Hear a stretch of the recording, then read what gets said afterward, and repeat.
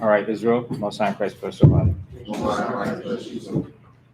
And, happy Feast of Unleavened Bread Passover.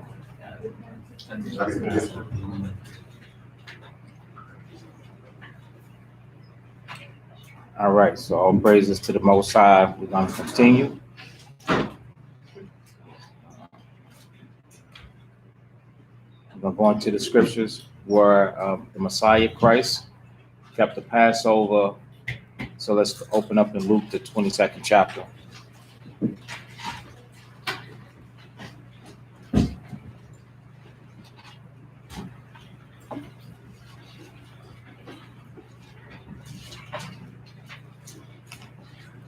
So in this lesson, we're going to go over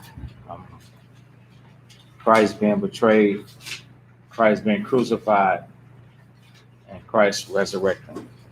Okay? So Luke chapter 24 and started, no, not 24, 22. If I said 24, sorry. Luke chapter 22 and verse 1. Let's start there. This is the book of Luke, chapter 22, and verse 1. Now the feast of unleavened bread drew nigh, which is called the Passover.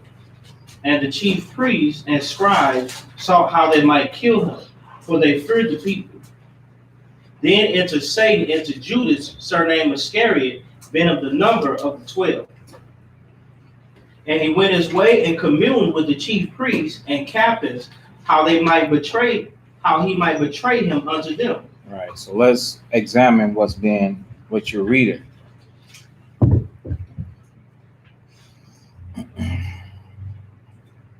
In the second verse, the chief priests and scribes already wanted to kill Christ because he was changing the minds and the hearts of the people to where it wasn't listening unto them no more, but they was believing on the Most High as it is written, and they was beginning to, the people were following Christ, so they felt the slippery slope of the minds of the people. So, in order to get close to Christ, Satan had to enter into somebody, because Satan wasn't always in Judas. So it says, then entered Satan. So once Satan got into Judas, what spirit came upon Judas? Once Satan entered into Judas, just name several things that changed about him, his spirit.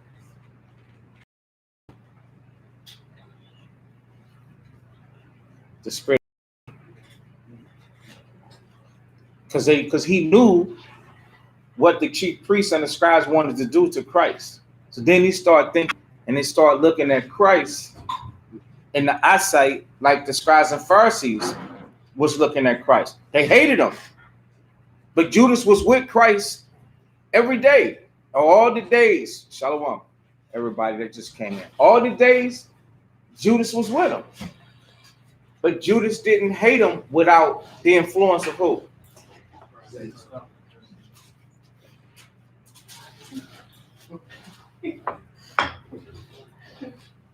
Without the influence of, is it the scribes and Pharisees or Satan? Satan? No. The scribes and Pharisees. Because listen, he would have to come in contact with the scribes and Pharisees before Satan. I know he had other issues too, but let's just simplify it. Evil communication does what, congregation? There you go. You got it. Evil communication will corrupt good manners. When you go around somebody, that's not right. So I could water it down for you. That's not right. Because a lot of you think that the people that you go around is harmless. Oh, that's harmless. That's just my relative. Oh, that's just a friend that I know. Oh, that's just a scribe and a poor Pharisee. He don't mean no harm. He's got knowledge too. But he looks at those things that are good, those things that are right. He look at those things as foolishness, although he or she proclaims to have the knowledge of God. And now, next thing you know, you start seeing things the way that they see things on a slant. Now your eyes are open, not just to the good that you had before you came, but now your eyes is open to the evil. It happened then, it happens now.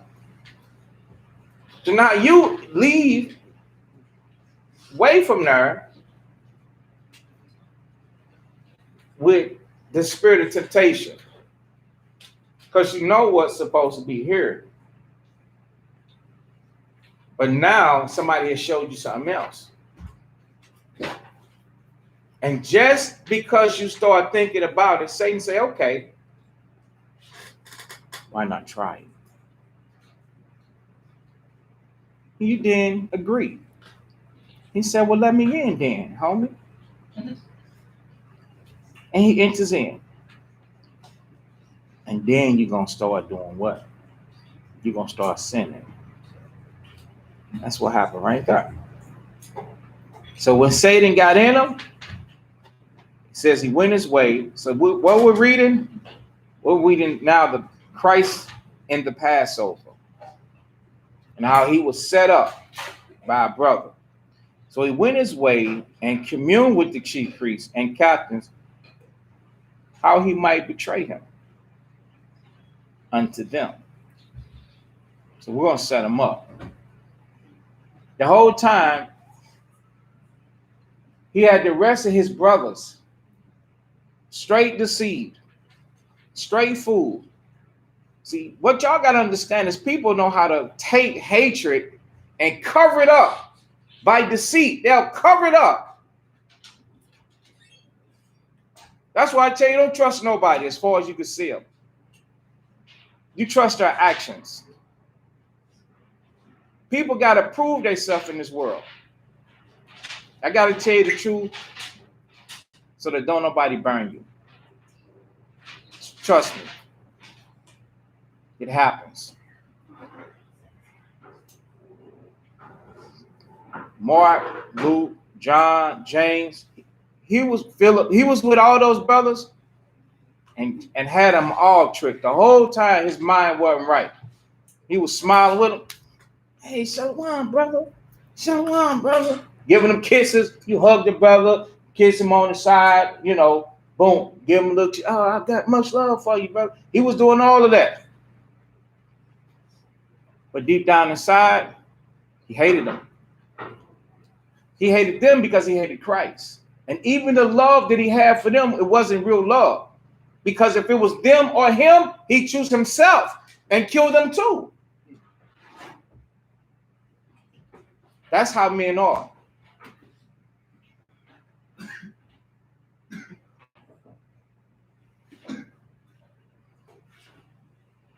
And that's what this brother was about, man. So we're in Luke chapter 22, and now verse 5. And they were glad and covenanted to give him money. So it went into a covenant with him. All right. So what other spirit? I gave one up by saying murder or anger or hatred, whatever. What's the other spirit that he had that he gave place to? Covetousness. Covetousness. All right. Covetousness, because he didn't think about the domino effect. All the people that he would hurt, all the Israelites that would be devastated by the brutal death of the light of the world. The ones that, the Prince of Life, the ones that was shedding light unto Israel, that was bringing order into our people, that was teaching them. See, when you bring order to your people, you stop a lot. You stop a lot. You stop burglary. You stop stealing. You stop lying. You stop killing. You stop adultery. You stop fornication. All of those things take an environment, a society that you live in, and destroys that society. Because it incorporates a lawless generation into the world, because remember, the children are the future. We're the past. We had our time. We the past. We lived our life. So the children, they the future. So now, if you have 1 million children, which there are listen, there are millions of Israelites. So it's possible and very capable, and it happens all the time, to have 1 million babies. So if you have 1 million babies that are born from fornication, that means that there ain't no Holy Spirit involved in that situation. Okay? So now, after the generation, so let's say if it's in the third generation, the first generation is grandparents, they died. Then the second generation is them, their parents. Then they died. Now the 1 million children that are born through fornication are adults. How do you think society is? Terrible. That's what you see. That's why the world is how it is. Children left to themselves, willful. They do whatever they want to do. If they want to spray paint the building, they spray paint the building. If they want to break out windows for no reason, just because there's a rock on the ground and there's a big open glass pane, they do it. They see a car, take it, and say, I want to, I just want to see how that is. They do it. They don't have something and they see somebody and I'm robbing. I'm going to take this stuff. They do it. If they want to play a knockout game and walk past you and just knock people out for no reason, hit them for no reason, hey, let's do it.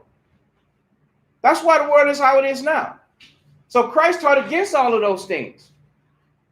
He taught against that. But see, the thing is, when you stop people from doing that, because sex and sin sells, you mess with their livelihood. That's why they had to get this man off the earth. So Judas was covetous because the old man, he thought about the old man can't really be the old man. We have got to think like that. We have got to know that this is the reason why the Messiah was killed. Because Israel, there are a bunch of Israelites that wanted life to continue the way that it was and not according to the scriptures. All right. So Luke 22 and verse 6 now. So in verse 5, they agreed to give him some money. Okay. Now verse 6. And he promised and sought opportunity to betray him unto them in the absence of the multitude. Then came the day of unleavened bread, when the Passover must be killed. And he sent Peter and John, saying, Go and prepare us the Passover, that we may eat. And they said unto him, Where wilt thou that we prepare? And he said unto them, Behold, when ye are entered into the city, there shall a man meet you, bearing a pitcher of water. Follow him into the house where he entered in. And you shall say unto the good man of the house, The master said unto thee, Where is the guest chamber, where I shall eat the Passover with my disciples? And he shall show you a large upper room furnished, there make ready. And they went and found as he had said unto them, and they made ready the Passover. And when the hour was come, he sat down, and the 12 apostles with him. And he said unto them, With desire I have desired to eat this Passover with you before I suffer. For I say unto you, I will not any more eat thereof until it be fulfilled in the kingdom of God. And he took the cup and gave thanks, and said, Take this, and divide it among yourselves. For I say unto you, I will not drink of the fruit of the vine until the kingdom of God shall come. And he took bread and gave thanks, and brake it, and gave it unto them, saying, This is my body, which is given for you. This do in remembrance of me. Likewise also the cup after supper, saying, This cup is the New Testament in my blood, which is shed for you. Right. So right now, Christ is letting them know that this testament and covenant that Israel is entering into the new covenant of the Most High. So we went through this in class. We won't spend time on it, but now he's letting Israel know that that they're entering into the new covenant with the Most High. All right. So we at Luke chapter 22 and now verse 21, right? But behold, the hand of him that betrayed me is with me on the table. And truly the Son of Man goeth as it was determined. As it was determined. So how would Christ know if everything was done in secrecy? I want us to think about this. One of the things that helped me overcome sin and thinking that you're going to get away with it and creeping around and things like that. Because when I understood that there's nothing that's done in the dark that ain't going to come to light. There's nothing so secret. There's no words, no actions. When I understood that, I was able to take control of my actions because I personally knew. Now I'm giving you personal experiences and testimonies so that it can help somebody, not so that you can say, well, oh, the elder said he used to do this and the elder said he used to do that. Trust and believe. I've been 22. You understand? 21, 22, 23, 24. I've been in the truth those ages. I've been there too. So I know what it's like to have the lust of the flesh, the lust of the eyes, the pride of life, desires. You know, I've been there too, where I had to cut off the world and the things that are in the world and the love of the world. I've been there too. Sitting at home when everybody else is still, they ride to the park to hang out for smoke out some barbecues. I've been there too. So I know. Okay.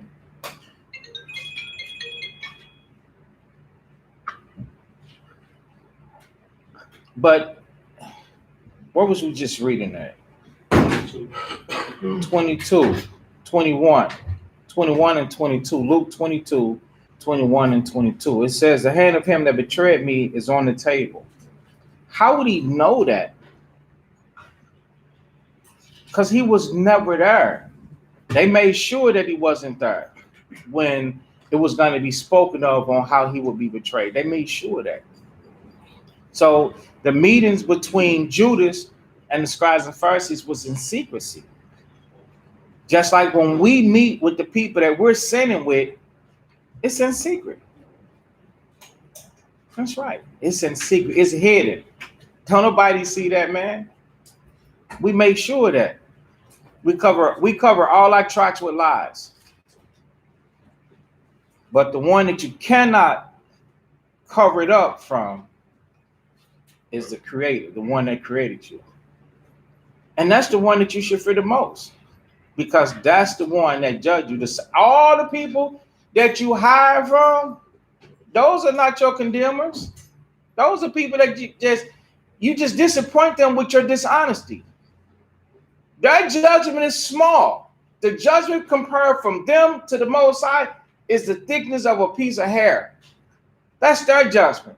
But the Most High's judgment is an eternal judgment. And a lot of times it's a judgment that follows you for the rest of your life. Yeah, it'll be with you forever. You can't walk away from it. You can't avoid it. I'll give you an example. The Most High judge you and you get cut. The wound may heal, but it may never stop hurting. And not only that, it'll leave a scar to where the stitches was. It'll always be right there to remind you, I was disobedient. Now you have a blemish. I got this big old scar. And sometimes it ain't no little bitty 1 or 2 inch incision. No. I've seen scars on people the length of their arm. This freaking long, man. So he knew about Judas. Look how foolish Judas was. So he knows about us. when you figure that out, you ain't gonna want to sin no more. You're gonna be like, I don't do that. And you should just rather take the self-affliction of having to deny yourself than trying to go forth and do it and hide it from men and still get judged by the Most High. All right, so let's go. Verse 22. Yeah. And truly the Son of Man goeth, as it was determined, but woe unto that man by whom he is betrayed. So the Most High was going to allow it to happen anyway. But still, the person that participated in the betrayal has got to pay for it. Go ahead. And they began to inquire among themselves, which of them it was that should do this thing. Stop. So they began to inquire among themselves, which of them it was that should do this thing. It's like when I'm sitting here and I'm talking, right? Do you not know amongst the body, you'll be like, man, I wonder who he talking to. Or I wonder who's that related to. Right? But don't you know during that time and in that day that Judas knew who he was. Judas knew. He knew who he was talking to. Just like sitting here today. You know who God is talking to. You know if you're a down low brother or if you're on the low sister. You know if you have sins in secrecy that you hide. And you know what you do? You cover up with your posture. You go through the whole shaboom to make sure that your posture looks like everybody else's posture. That's right. But deep down in your mind, you know that the Lord is talking to you.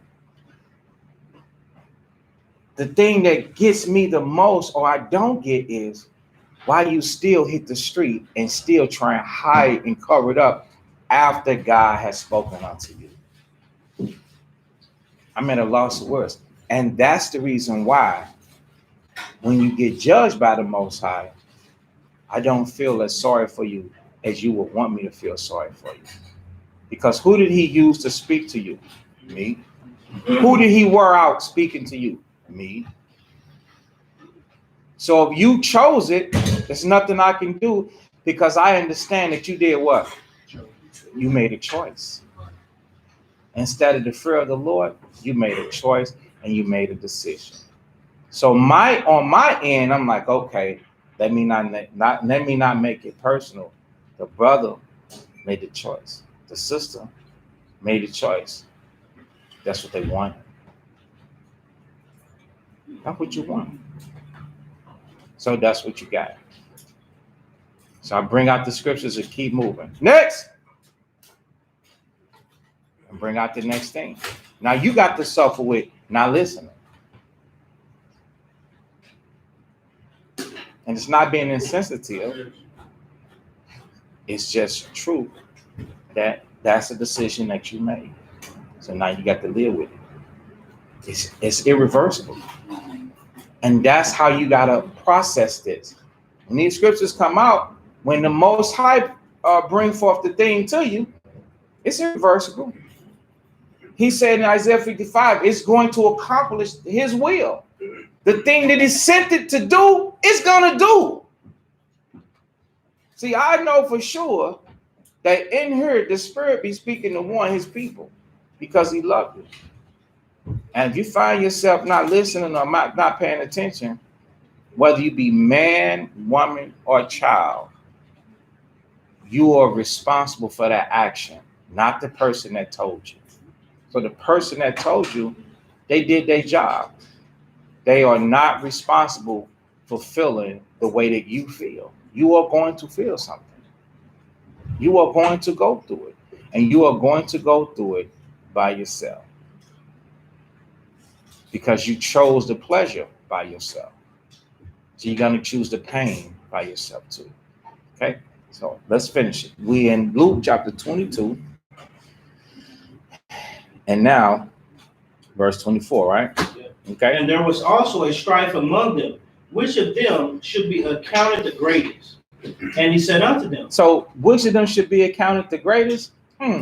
Coming after some statements like this, I don't do no wrong.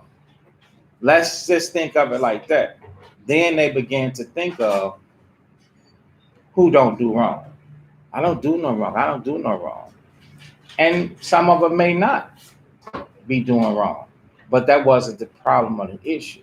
The issue was the man was hiding and covering up his sin. He was betraying the Lord. How do we betray the Lord today? By breaking the laws and hiding them. Whosoever covered his sin shall not prosper. Okay, go ahead. and he said unto them, the kings of the Gentiles exercise lordship over them, and they that exercise authority upon them are called benefactors. But ye shall not be so. But he that is greatest among you, let him be as the younger, and he that is chief as he that doth serve. So all this is happening during the Passover, and he's telling them how the Gentiles that it's referring to, these are Israelite Gentiles, and the kings that it's referring to are the, like in ancient Egypt, the taskmasters. It says they exercise lordship over them, meaning they act like they are boss. They boss them around. They treat them. You know how you go to work and management treats you like poop. You know, they disrespectful to you. They talk to you any type of way. They talk. You got to tell them, I'm a man. Or sisters have to tell them, I'm a grown woman. I'm a woman. I'm a whole. I will never do that. I wish the heck I would do that. Almost cussed. I'm never gonna do that. Because I be with this Holy Spirit and the commandments, I will twist you so far, your head would pop off. I went to a Target a month ago to get for the sanctuary to get the paper and stuff when that stuff really starts to hit. And the manager of Target came and took the stuff out of the basket of Carlise and out of my hand. And when he took it, because you could only get one and we had two, but we saw another guy, an Edomite, he had so much stuff in his basket, it was falling over. So I'm like, well, we'll get two apiece. We'll get some for house and some for the school. So we're in line and I see him walking fast towards it. I'm like, okay, he's gonna get the stuff. So he took it out of Carly's basket, one of them, and then when he got to mine, I had mine out, and he kind of snatched it. I said, you didn't have to snatch it. And it troubled me so much, I went and approached him.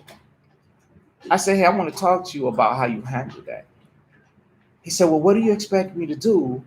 I've been dealing with this all day, and people the sign clearly says, I understand that. But let me tell you something. You're dealing with the public, and people are going to do what they're going to do. That don't give you no right. I said it just like this. I wasn't agitated. I checked myself even before I went. I said, that doesn't give you a right to do that. That was wrong and disrespectful. You could have just said, no, sir, you can't buy more than one. I said, you have a job to do. And doing your job, you cannot deal with people the way that you just dealt. He said, you know what? All you have to do is correct them, and they owe you an apology. The man owed me an apology and started digging his pocket. He said, well, let me give you a gift card for X amount of dollars because you know what? I'm glad you called me out on that. I'm so sorry. I said, all right, you can do that. and he gave me the gift card. Yes, he was an Edomite. He was gone. He was gone. He went through the line of a sister, Edomite. I'm telling you, he had so much tissue in there, it was falling out. He was holding it up with one hand, pushing it. And I don't even know if he got him or not. But saying that just made me try to buy two. But when he got to me, he was agitated. The point that I'm using is, those are the benefactors. Those are the ones that exercise authority. Oh, so if he dealt with me like that, now look, who the heck am I to him? Okay, so what about if he's agitated and he's got somebody on the cash register and the line is wrapped all around? He's agitated. Israelite Gentiles with heathens in authority. dealing with them like that, wanting to be the boss. So when he saw the disciples wondering like who's in charge, he's like, no, no, no, we don't get down like that. That's when you verse 26 come in. So this is Luke 22:26. But ye shall not be so. All right, we can't be like that. We got to be with the utmost respect one with another, right? And it says, but he that is greatest among you, let him be as the younger. Because how are little children? When you go to redirect a little child, they should take that and say, okay, let me see what's going on. Let me listen to you. Let me humble. That's how the greatest among you supposed to be. Out there in this world, I know I try and exercise that. If somebody's got to deal with me, I'm going to humble myself. Okay, listen, what's going on? All right. Let me hear you out. I can't be like, I'm over you. I'm the greatest. You can't say nothing to me. You can't correct me. You can't be like that. Okay.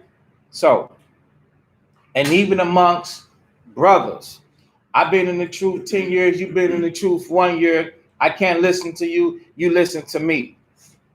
I'm a captain of 10. I'm a captain of 100. You're a captain of 10. You do what I say, not as I do. Now go do it. No, none of that. All right. It says, he that is greatest among you, let him be as the younger. Yes. The younger, okay, that's the one that does the listening the most. That's the one that's submissive. All right. A lot of us, y'all might think like, yeah, man, I know that we know this. Yeah, y'all know it and understand because I enforce it. But a lot of people don't. I can tell, man, I know. They don't, man. All right. It says, and he that is chief, as he that doeth do what? The chief among you should be, okay, I'm serving. Let me service the needs. Just like a server, okay, here's just, I'm serving, I'm serving, I'm serving, I'm serving, I'm serving. That's how Simon was, okay? Simon the high priest. He served. He took, let's get that really quick. Ecclesiasticus.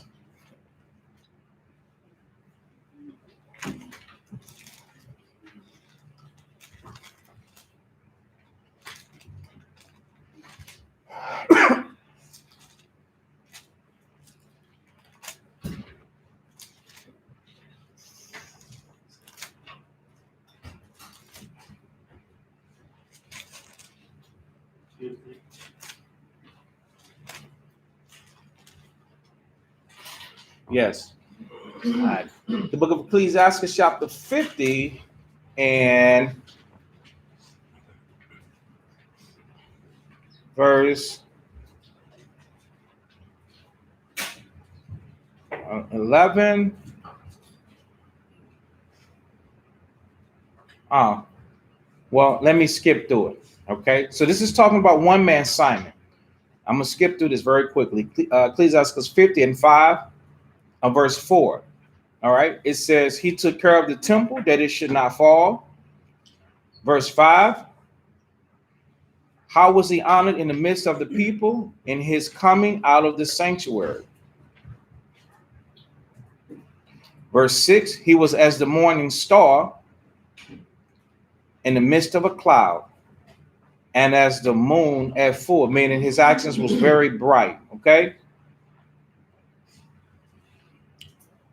Verse 8, and as the flower of roses in the spring of the year, and lilies by the rivers of waters.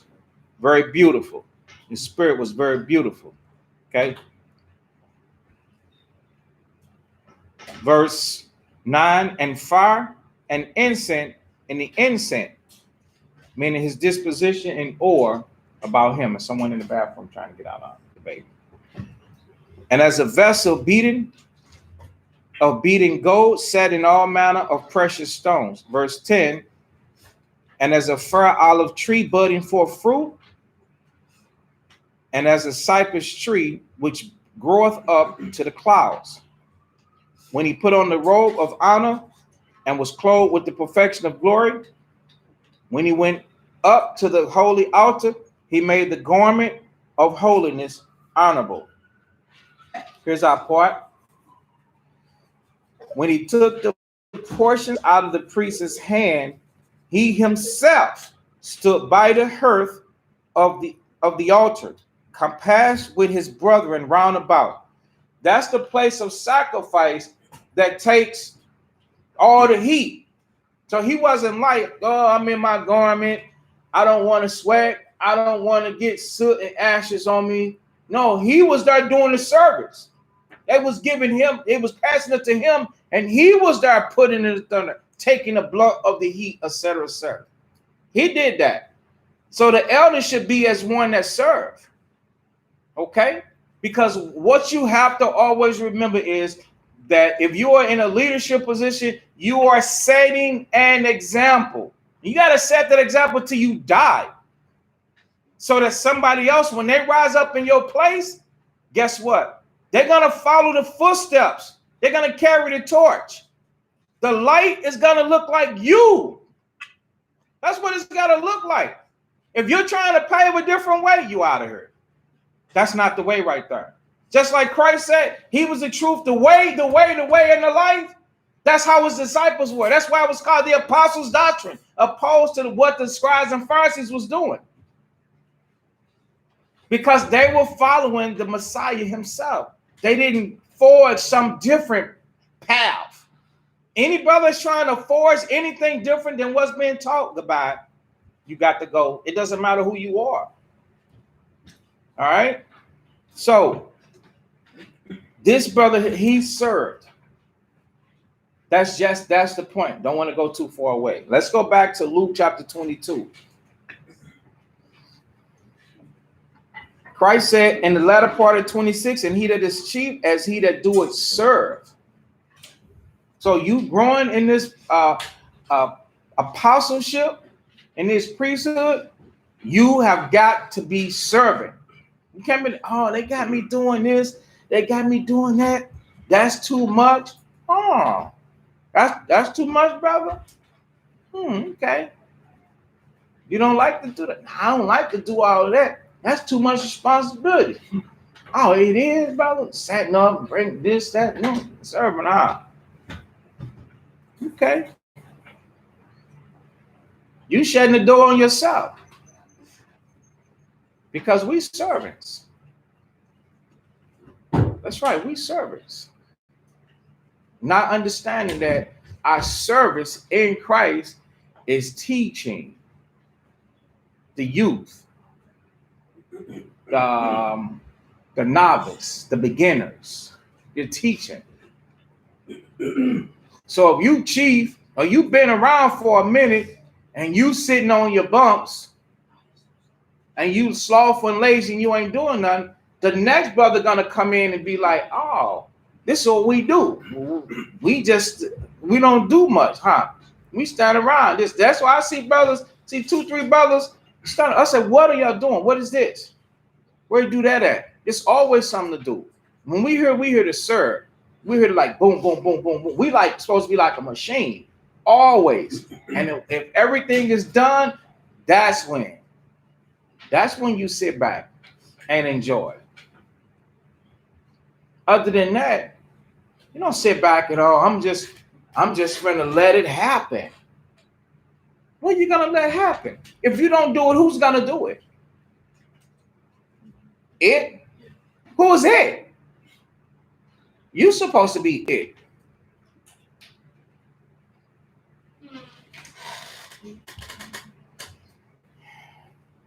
All right. So Luke chapter 22 and verse 27.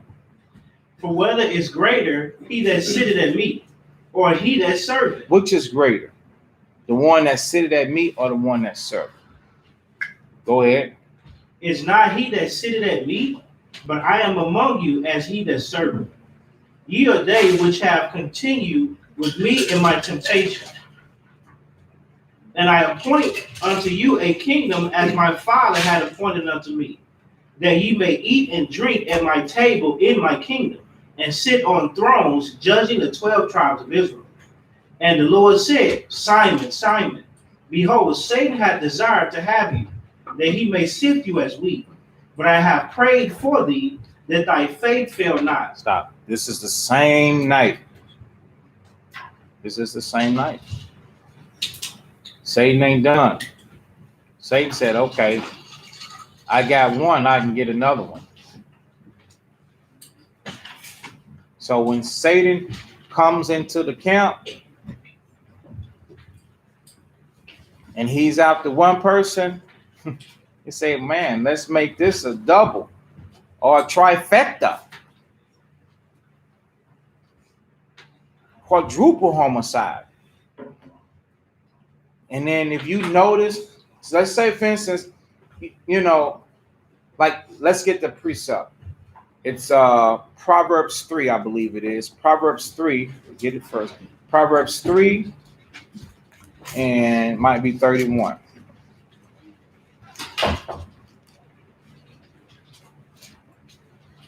Yes. Proverbs 3 and verse 31. This is the book of Proverbs, chapter 3 and 31. Go ahead. Envy thou not the oppressor, and choose none of his ways. Envy not thou the oppressor. What's the other one refers to sinner, or do we just use that one for the sinner too?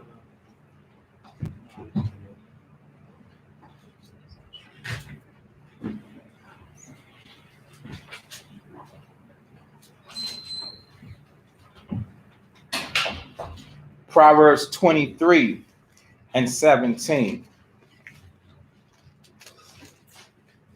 Read that one.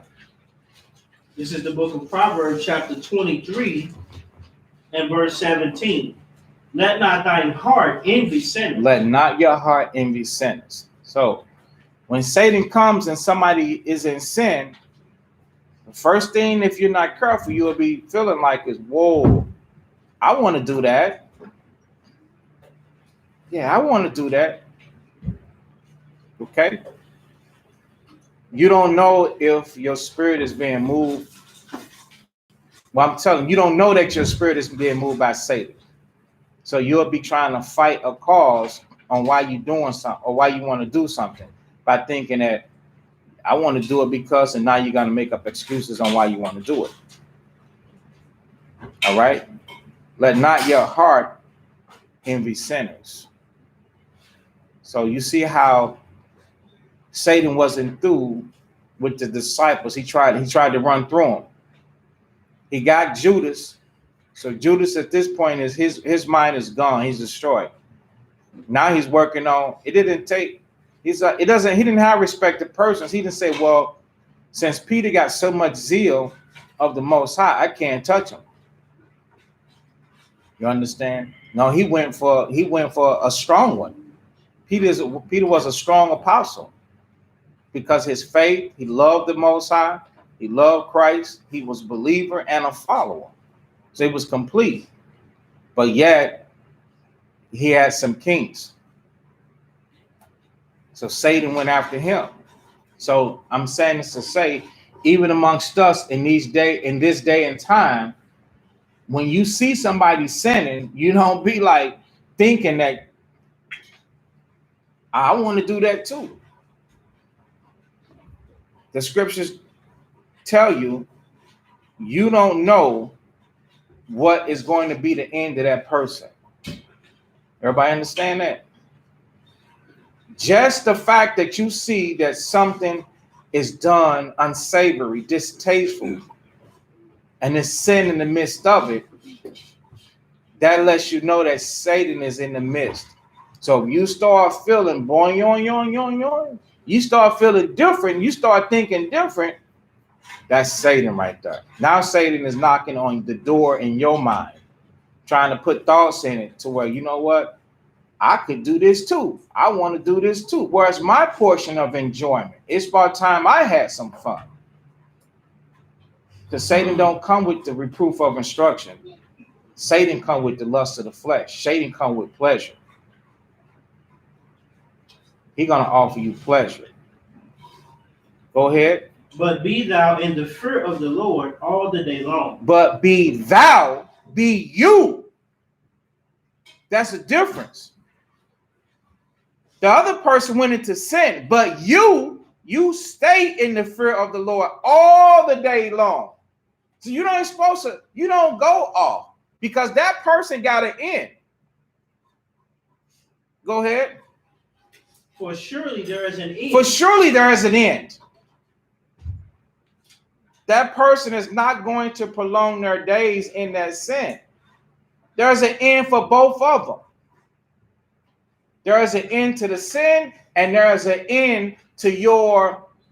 If you stay in the fear of the Most High and you fighting, that fight is gonna be over, and you ain't gonna end up frustrated at the end of it, because the Most High do bless us when we keep the commandments. If you're not applying and keeping the commandments, you extending the blessing from coming. You it's like it's being withheld from you because you ain't graduated, you ain't learned, you ain't passed the test yet. You everybody understand this? Go ahead. And thine expectation shall not be cut off. Yeah, your expectation ain't gonna be cut off. All right, let's go back.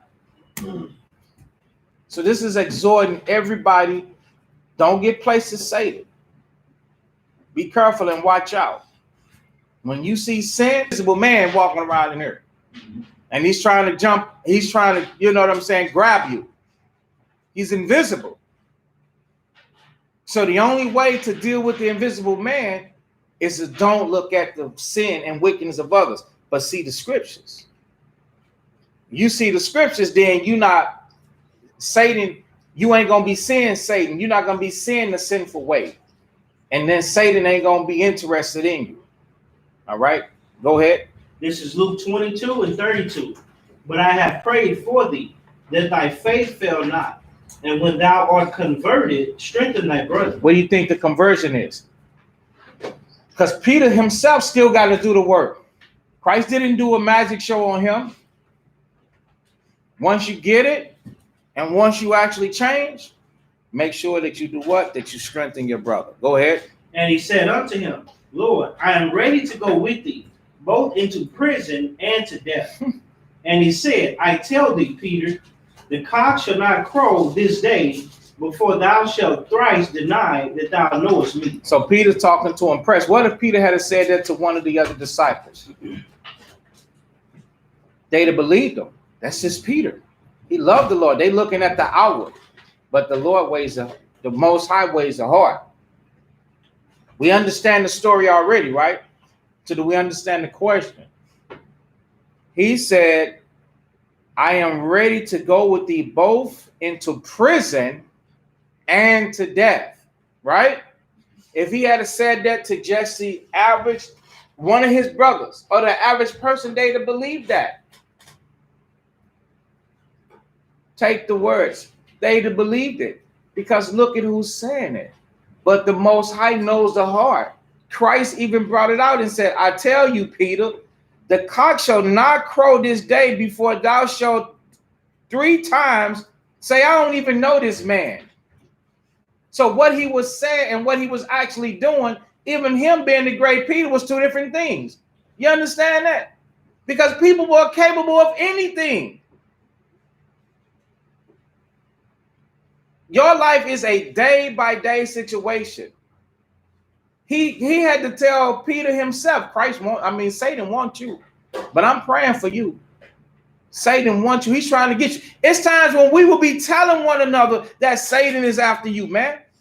We will straight be telling you because we see. How do you think that Christ knew? Because he knows the hearts of man, and he was seeing Peter in his actions. We be seeing you, man, and we be seeing how you acting in your behavior and how you getting down and be like Satan coming for you. Right. And you still don't listen, even though we're seeing it. Right. We see the motions of sin and the spirit of Satan in the atmosphere and how he got you behaving, and you still don't believe it. Right. That's what's got to stop. You got to learn to take the testimony of somebody else in Christ. If they tell you that they see something fishy about you, you're supposed to be looking yourself in the mirror like, okay, what am I seeing? And then they tell you, well, I'm seeing you doing it. I'm seeing you doing that. And you know it's right. The problem is you don't be wanting to accept that what you're doing is wrong. That's how Satan gets you. He said, when you are converted, strengthen your brother. I'm going to pray for you. So the prayer of a fervent man availeth much. So the prayer of Christ, it did profit Peter, but Peter still had to take what Christ said. And even though what Christ said, he prophesied to him and said, man, you're going to deny me 3 times before the cock crow. The cock crow in the morning time. In the morning time. And that's one of the things I'm kind of like, when I said he's going to get some chickens and stuff like that, I'm like, I don't know about this rooster. Yeah. You know, because he going to be doing it, man. I'm going to blast him. Straight up. And I get a target. I'm going to smoke him from the window. He's going to be laying out like this. I'm like, just go and pick him up and cook him. I couldn't take no one out another day. We'll have to get another one. Straight up, take his red head off. But Christ said, man, it ain't going to happen. You're going 3 times. So let's get back to our script. Luke 22 and 35. And he said unto them, when I sent you without purse and scrip and shoes, lack ye anything? And they said nothing. Then said he unto them, but now he that hath the purse, let him take it, and likewise his scrip. And he that hath no sword, let him sell his garment and buy one. All right, so that will be times of vengeance. Christ told him buy a sword. All right. So in other words, for him to say in 35, when I sent you without purse, scrip, shoes, did you lack anything? They said nothing. So it was like, okay, now trust me with this thing too. All right. But now he that have a purse, let him take it. He that have a scrip, likewise. And he that have no sword, let him sell his garment. So if you got a nice garment, somebody like your garment, sell it. So ain't nothing wrong with selling garments, okay? You sell the garment, then buy a sword, okay, to defend yourself. Christ told him that. Verse 37. For I say unto you that this that is written must yet be accomplished in me. And he was reckoning among the transgressors, for the things concerning me have an end. And they said, Lord, behold, here are 2 swords. And he said unto them, it is enough. Right. And he came out and went, as he was wont, to the Mount of Olives. And his disciples also followed him. So this is after they ate. So now he's leaving. And the disciples is following him. Go ahead. And when he was yet at that place, he said unto them, pray that ye enter not into temptation. And he was withdrawn from them about a stone's cast, and kneeled down and prayed, saying, Father, if thou be willing, remove this cup from me. Nevertheless, not my will, but thine. So he had,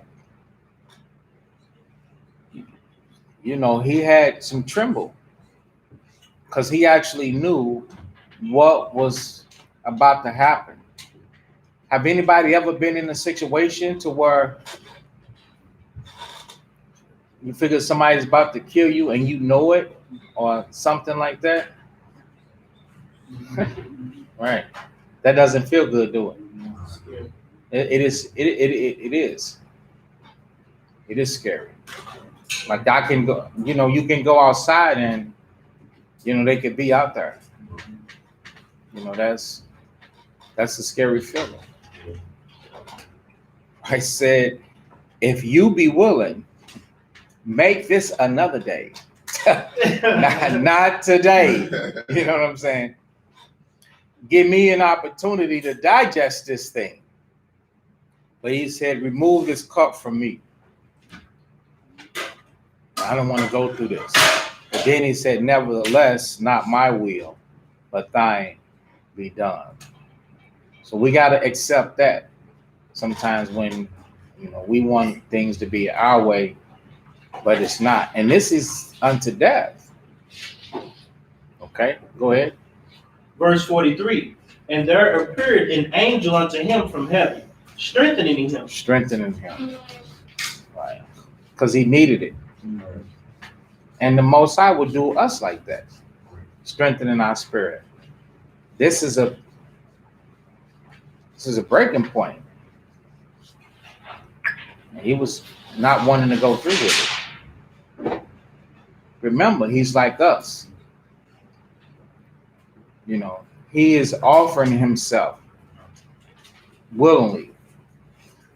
But offering yourself is going to hurt. Nobody leaves home with the expectation of not returning. Not somebody that wants to live. And he wanted to live. You just heard it. Go ahead. And being in agony, he prayed more earnestly. Right. He was agony, more pain about what's transpiring. So can he be associated with pain and stress? Yes. Mental anguish and affliction? Yeah. You're reading about it. Go ahead. And his sweat was as it were great drops of blood falling down to the ground. So that lets you know, sweat. This wasn't in the wintertime. He's sweating in the spring. So what was his sweat about? His mind, where it was, his place, his mindset. He's sweating bullets, great drops of blood. It wasn't literal blood, but it was just like big beads. Their forehead and face and everything was sweating. It was like spooked, shook. Go ahead. And when he rose up from prayer and was come to his disciples, he found them sleeping for sorrow, and said unto them, Why sleep ye? Rise and pray, lest ye enter into temptation. All right. What does that mean?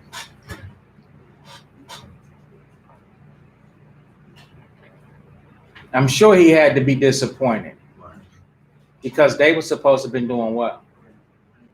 Watching his back. Yeah, watching his back. What if they would have came up, got up on him? So you know how disappointing it is? This guy's like, y'all incompetent. But then he said, what does this mean? And he said unto him, why are you sleeping? Get up. Rise and pray. You know, lest ye enter into temptation.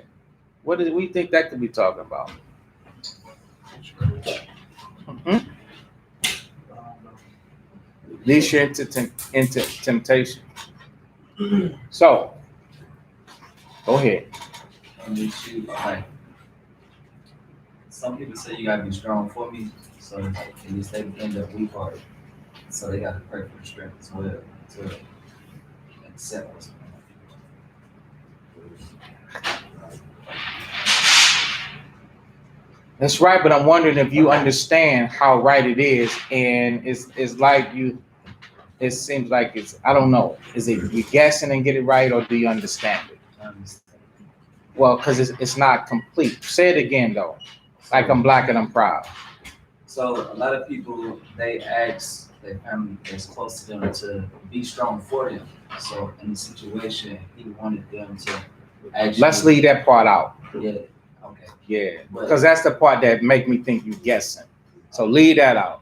So in the situation, Christ wanted them to also pray for the Most High to give them the spirit to understand and accept what he's about to go through and not be faint-hearted to the point where they show signs of weakness, but they gotta continue even after his death. That's the thing. Okay. Yeah, I thought that's what I thought. I think you're guessing, so you don't really have it. But I'm gonna give it to you though. Go ahead. What is it you think you have? What is it you have? Sorry. So it has something to do with when Yahushua came back.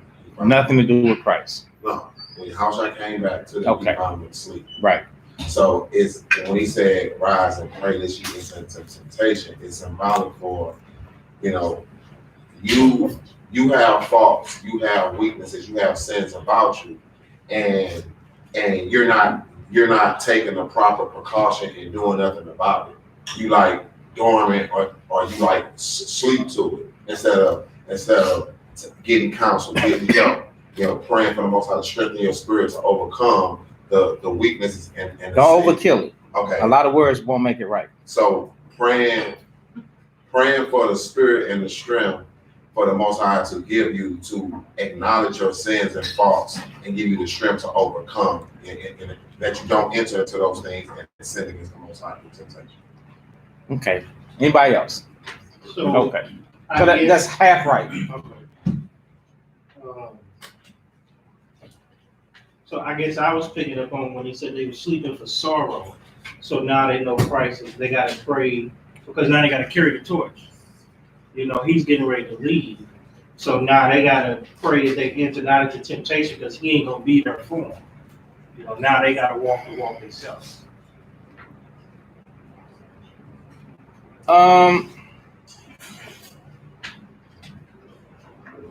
So he said unto them, why sleep ye? Rise and pray, lest ye enter into temptation. So now,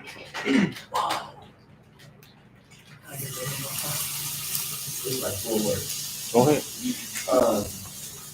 He said they should enter temptation, and what just came to mind was that these be afraid that at the end of your journey, because they got to carry the torch like you said, but at the end you be afraid to die. You got to die and it's true. So he like since you enter temptation, he like building their strength way before the time. Right. We're gonna keep it right where it is, and maybe we're just all overlooking it. So I'm gonna read it again and explain it. So verse 45. So this is Luke chapter 22 and 45. This is a hard one. A lot of people they miss it. And when he rose up from prayer, so he gets up and was come to his disciples, he was supposed to find them on lookout, right? For he find them sleeping for sorrow. Okay? Don't let that, somebody pick that, but don't let that shake. Okay? That's just telling you how they felt, right? But what didn't they do? They didn't watch. What was they supposed to do? They were supposed to watch. Don't add. They were supposed to watch, right? So what broke down? Them watching, right? And they let it break down, right? Was they supposed to let it break down? They chose. He wouldn't give a doggone if they was supposed to stump their feet. You understand? Stump their feet, get into it. They're supposed to do everything that it takes to do what? Stay awake and watch. To stay awake and watch. So the next part when it says, and he said unto them, is am I right? Yeah, watch it. Why sleep ye? Arise and pray, lest you enter into temptation. What is temptation? Sin, right? So the same way that you let yourself, lackadaisical, fall asleep, you can let yourself, lackadaisical, do what? Commit sin. And you know how important it was to watch my back. So if you know how important it was to watch my back, and you didn't deem that super, this is like life demon. So is your sin. So you need to not give place to whatever you want to do. He said, because you just fell asleep. You just abandoned a post that was supposed to secure me. This is the most important job that you had in your life up until this point. Watch my back. These people are after me. And it's not my time. Not right now. This moment is not right now. And what did you do? You did what you wanted to do. So he gave them the business. Do everybody understand? Yeah. You did what you wanted to do. In a moment, I'm going to give you an example. You're driving out of town, right? You got 80 miles, 85 miles an hour. You're trying to get there and you're tired. You're sleepy, right? Do you think that you can allow yourself to just take a nap? No, sir. Of course you can't. That's life-threatening, right?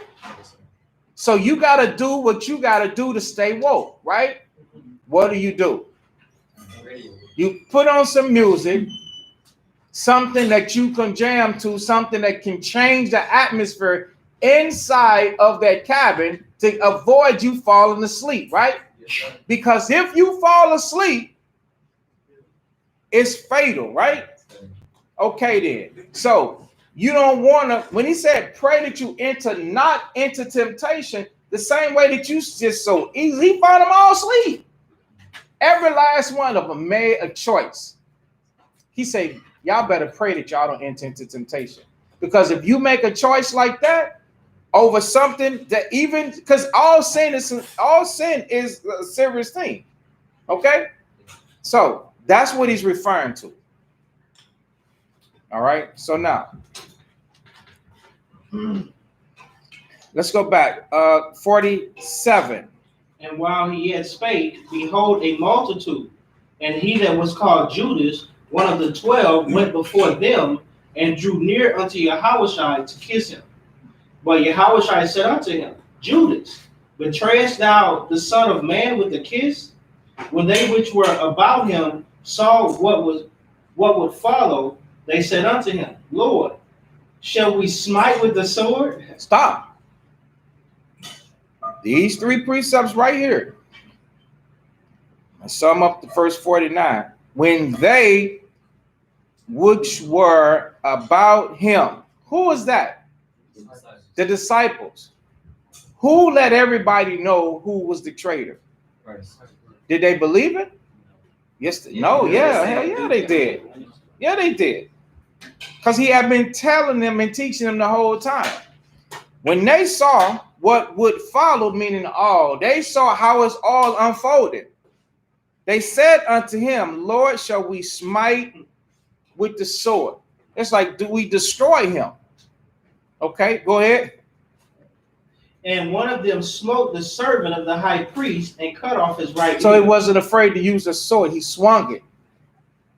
He probably was going to try to take his head off. He went for the head. Wow. It cut his ear off. Go ahead. And Yahushua answered and said, Suffer ye thus far.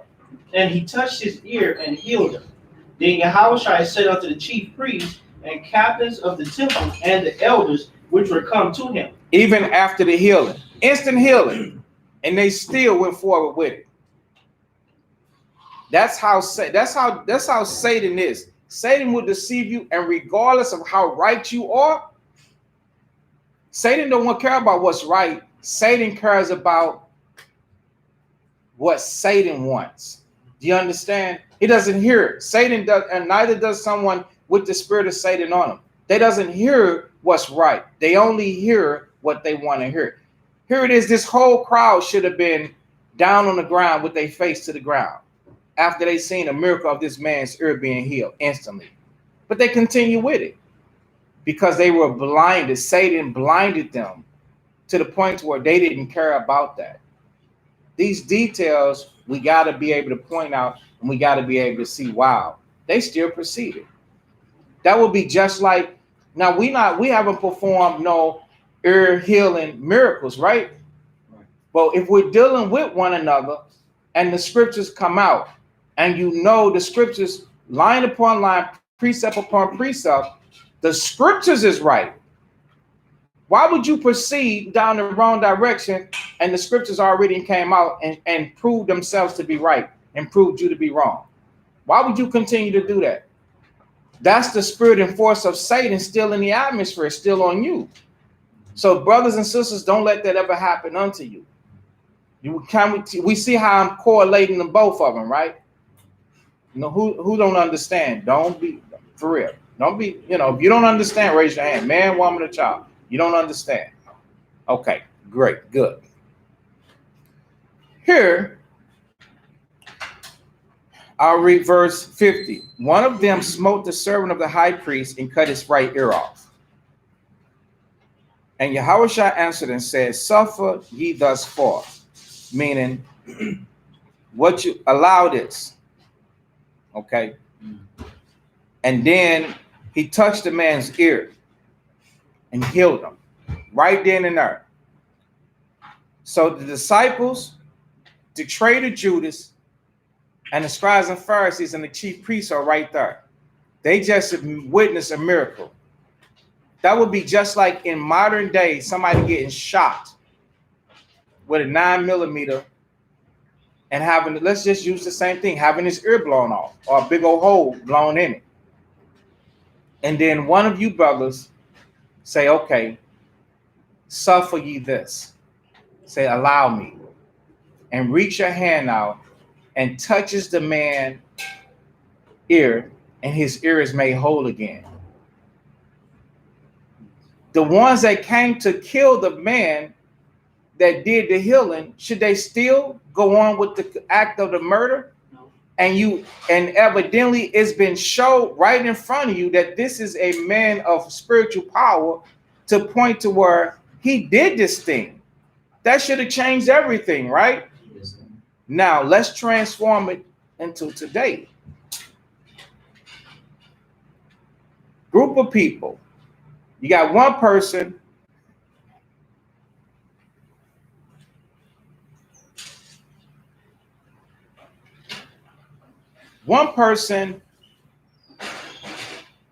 needs it. They hears the scriptures. Okay, they hears the scriptures, and the scriptures come out, and instead of cutting your ear off, the scriptures, it cuts you deep. It cuts you deep to the point to where you see your wrong, you see your fault, right? If it cuts you so deep and you see your fault, why would you continue to walk in the wrong direction, regardless, knowing that the scriptures has come out and showed you your faults? Should you still go along with this negativity? Should you still consent unto Satan? Should you still be like, well, I don't know, I don't understand, I want to do what I want to do, this, that, and the third, even though the scriptures has come out. Right. So that's how I'm bringing it up into today. And a lot of us, we would do that. That's giving place to Satan. You can't do that. Once the scriptures come out and correct you on your dealings, you got to stand corrected, because that's God correcting you and giving you another chance to be in what he calls what's right. Dealing with him, walking in the spirit. Okay? But these people, they didn't do that. They didn't see it's like Satan blinded them to not pay attention to the miracle that was performed right in front of you. Okay? It happened in the book of Acts 2. Okay? Y'all know which one I'm talking about, right? Right. Where Peter and them said, by this man's blood do this man stand here whole. Okay? They ignored it. So Israel had a habit of ignoring the miracles of the Most High, just like today Israel have a habit of ignoring the scriptures and the correction and the thing that come behind the scriptures. The scriptures teach you that it's supposed to make you whole. When the scriptures come out, it's supposed to actually cleanse you. All right? So Luke chapter 22 and verse 52. Then Yahushua said unto the chief priests and captains of the temple and the elders which were come to him, be ye come out as against a thief with swords and staffs? When I was daily with you in the temple, ye stretched forth no hands against me. But this is your hour and the power of darkness. Then took they him and led him and brought him into the high priest's house, and Peter followed afar off. So they actually kidnapped him and took him to somebody's house, the high priest's house. Go ahead. And when they had kindled a fire in the midst of the hall and were sat down together, Peter sat down among them. But a certain maid beheld him as he sat by the fire, and earnestly looked upon him and said, this man was also with him. And he denied him, saying, woman, I know him not. And after a little while, another saw him and said, thou art also of them. And Peter said, man, I am not. And about the space of 1 hour after, another confidently affirmed, saying, Of a truth, this fellow also was with him, and he is a Galilean.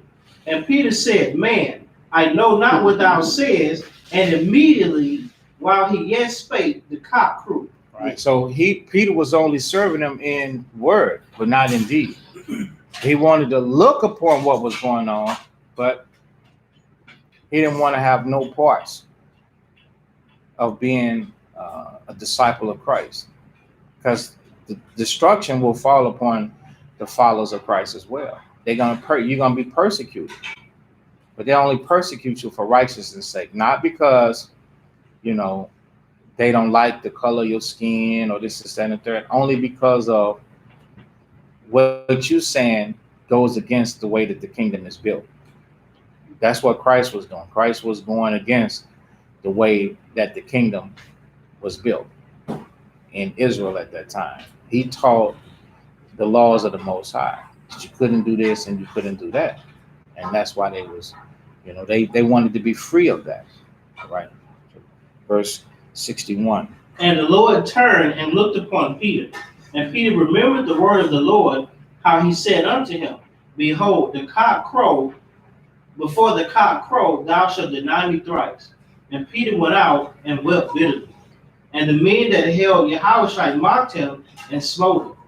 And when they had blindfolded him, they struck him on the face and asked him, saying, Prophesy, who is it that smote thee? So, the thing, before we continue, again, when Peter didn't listen unto Christ, neither did he watch out for the words that were said, because oftentimes we'll be telling one another what's going to happen. And when you don't listen nor take the words of what's being said unto you, like it's the word of the Most High, it often ends bad, like it ended bad for Peter. So he was hurt to the point where he was crying, because he realized that the Lord had told him that it would happen. And even in his mind, when he was doing it, he didn't realize that it was happening. All right? So Christ called it out. Denying something is also known as what? Lying. Right, lying. So you're going to deny me. Lying. So was Peter walking with Christ? Yeah. Did Peter have some lies in him? Obviously, yeah. He did it. So when we tell y'all things are going to be happening, this, that, and the third can happen unto you, you know what you need to do? You need to start listening to what's being said to you, and stop thinking that somebody is taking something personal and then they just trying to, out of emotion, bring forth judgment and say, oh, this is going to happen and that's going to happen. I've told a lot of people that things are going to happen to them, and those things has happened. It takes time, but those things happen. And those are not all the time good things. And I'm sad for people that took the chance and roll of a dice, and now they between a rock and a hard spot for not listening. Peter cried, and we shall cry too if we don't listen to thus says the Lord. All right. So Luke chapter 22, and now we read through 64 where they blindfolded him. Then they began to hit him on the face. They punching him in his face. That hurts. His eyes there, his nose, his lips, bust his lips. All right.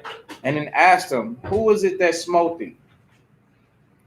And many other things blasphemously spake they against him. Okay. That he wasn't right. So they was blaspheming him. That he wasn't right. That he was fake. This is that and the third. Going against him. All right. Verse 66. And as soon as it was day, the elders of the people and the chief priests and the scribes came together and led him into their council, saying. So now it's daytime. Right? And that's what you read? Mm-hmm. As soon as it was day. Right? So they had him overnight. from the evening, from the nighttime before. Because remember, Passover started evening, right? Just checking. All right. So the chief priests, now it's daytime, and the scribes, they came together and led him into their council, saying, go ahead. Art thou the Christ? Tell us. And he said unto them, if I tell you, ye will not believe.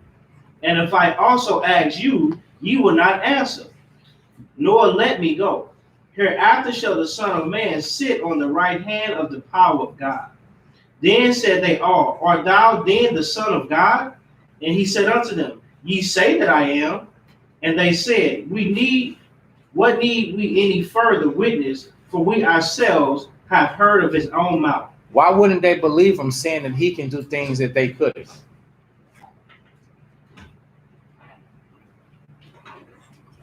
It's not a rhetorical question. It's evident. He was around there doing things that nobody else could do. And he knew the scriptures more than anybody else in the world. He knew them. All right. Go ahead, chapter 23, verse 1. So, kind of Sure, go ahead. Look at how wicked they are, because what did Christ call himself? The Son of God. Who did they feel they was? Sons of the Most High. So how he wicked because he called himself the Son of the Most High? So that just shows that they deal with Satan, because if someone was, that's why he said, if I ask you, you ain't gonna answer. You know what I'm saying? So that's just Luke 23 and verse 1. And the whole multitude of them arose and led him unto Pilate. And they began to accuse him, saying, we found this fellow perverting the nation and forbidding to give tribute to Caesar, saying that he himself is Christ a king. And Pilate asked him, saying, art thou the king of the Jews? And he answered him and said, thou sayest it. Then said Pilate to the chief priests and to the people, I find no fault in this man. And they were the more fierce, saying, he stirred up the people, teaching throughout all Jewry, beginning from Galilee to this place. When Pilate heard of Galilee, he asked whether that man were a Galilean. And as soon as he knew that he belonged unto Herod's jurisdiction, he sent him to Herod. Hey, we're going to stop. You finished? Yeah, you finished. Right. We're going to stop. And we'll pick up tomorrow. Yeah. To give us some time to enjoy the feast. And then because we have to be back down tomorrow. We'll come back tomorrow at 6:30 and we'll just pick up. All right.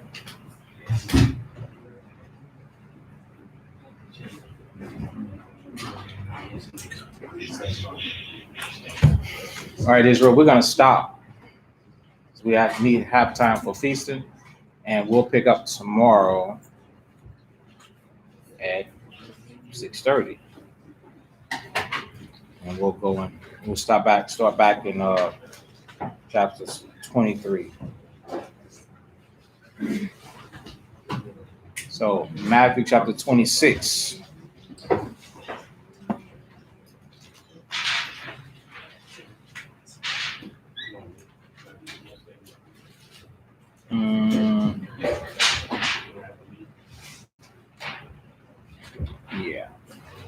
Yeah, we'll do that.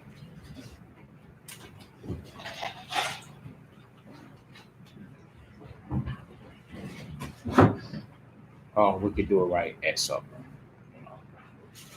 Matthew chapter 26 and verse 6 says, now when Yahushua, whom the word calls Jesus, was in Bethany, in the house of Simon the leper, there came up to him a woman having an alabaster box of very precious ointment, and poured it on his head, as it said at meat. When his disciples saw it, they had indignation, saying, to what purpose is this waste? For this ointment might have been sold for much and given to the poor.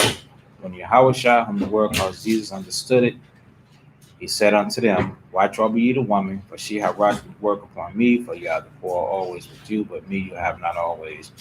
For in that she hath poured this ointment on my body, she did it for my burial. Verily I say unto you, Wheresoever this gospel shall be preached in the whole world, there shall also this that this woman have done be told for a memorial of her. So all praises to the Most High for giving us the Spirit to come forth, keep the commandments, and bring forth a beautiful example of a broken and contrite heart. So all praises. All right.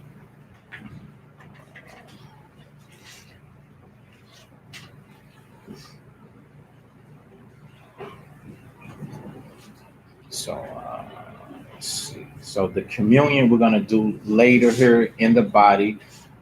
And those of you brothers and sisters, I know y'all should still be in the Feast of Unleavened Bread. So just do the communion at home, and that's it. We're gonna close it off with the prayers. We will send up prayers though. So everybody, we're gonna stand and face Jerusalem.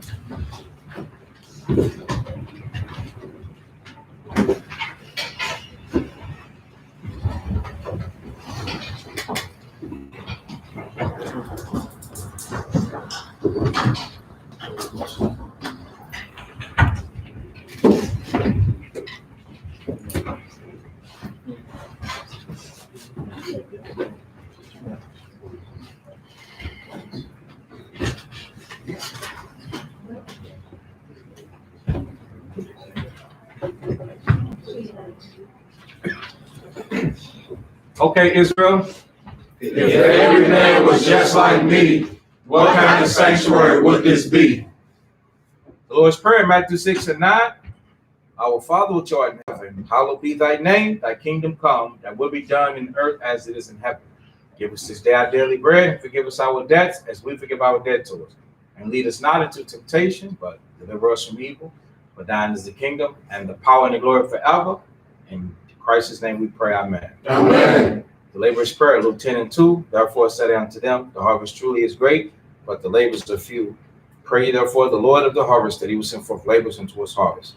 Bless you, Most High, King of heaven and earth, and all things, Most High, in the name of the Christ. Send more disciples and teachers to your harvest, to gather your people Israel, and send counsel behind your laws, to stand before thy people Israel. Give to us strength to break down our lies with thy word. In Christ's name we pray, amen. Amen. The blessing of Israel. Numbers chapter 6:24. Children of Israel, the Lord bless thee and keep thee. The Lord make his face shine upon thee and be gracious unto thee. The Lord lift up his countenance upon thee and give thee peace. In Christ's name we pray, amen. Amen. Children of Israel, bless one another. Lord, I name of Christ, bless you all. Come back. We'll deal with what you need to start. Yes, please. So,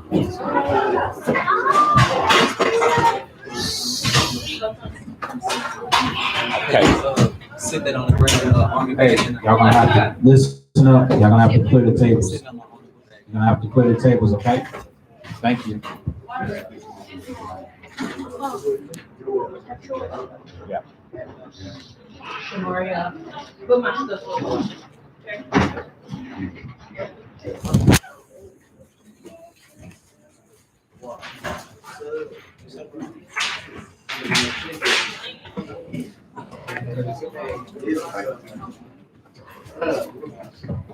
All right, y'all, shalom, Most High Christ bless, all right? I think we may end up going live a little bit later in the feast, so y'all jump back in, all right? Peace. What's up, Tim?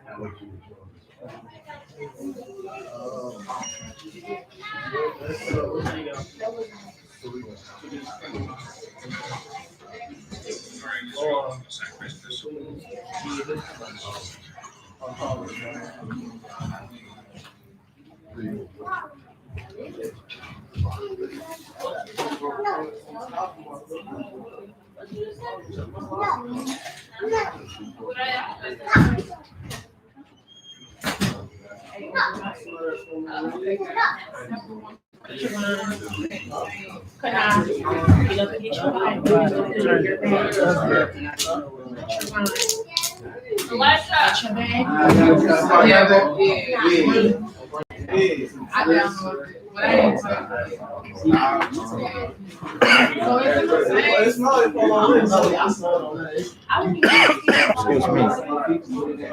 Right. Right.